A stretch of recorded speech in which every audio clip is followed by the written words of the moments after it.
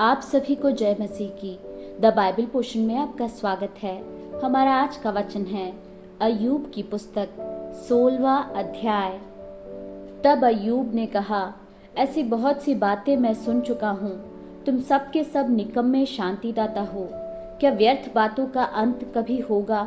तू कौन सी बात से झिड़क कर उत्तर देता है?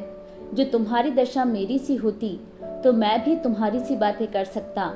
मैं भी तुम्हारे विरुद्ध बातें जोड़ सकता और तुम्हारे विरुद्ध सिर हिला सकता, वरन मैं अपने वचनों से तुमको हियाव दिलाता और बातों से शांति देकर तुम्हारा शोक घटा देता। चाहे मैं बोलूं तो भी मेरा शोक न घटेगा, चाहे मैं चुप रहूं तो भी मेरा दुख कुछ कम न होगा। परंतु अब उसने मुझे उकता दिया है, उसने मेरे सारे परिवार को उजाड़ डाला है। उसने जो मेरे शरीर को सुखा डाला है वह मेरे विरुद्ध साक्षी ठहरा है, और मेरा दुबलापन मेरे विरुद्ध खड़ा होकर मेरे सामने साक्षी देता है। उसने क्रोध में आकर मुझको फाड़ा और मेरे पीछे पड़ा है। वह मेरे विरुद्ध दांत पीसता और मेरा बैरी मुझको आंखें दिखाता है। अब लोग मुझ पर मुंह पसारते हैं और मेरी नामधराई करके मेरे गाल पर थप्पड़ मारते और मेरे विरुद्ध भीड़ लगाते हैं। परमेश्वर ने मुझे कुटिलों के वश में कर दिया और दुष्ट लोगों के हाथ में फेंक दिया है। मैं सुख से रहता था और उसने मुझे चूर चूर कर डाला। उसने मेरी गर्दन पकड़कर मुझे टुकड़े टुकड़े कर दिया।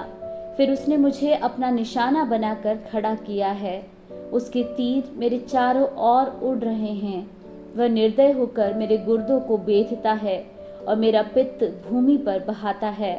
वह शूर के समान मुझ पर धावा करके मुझे चोट पर चोट पहुंचाकर घायल करता है।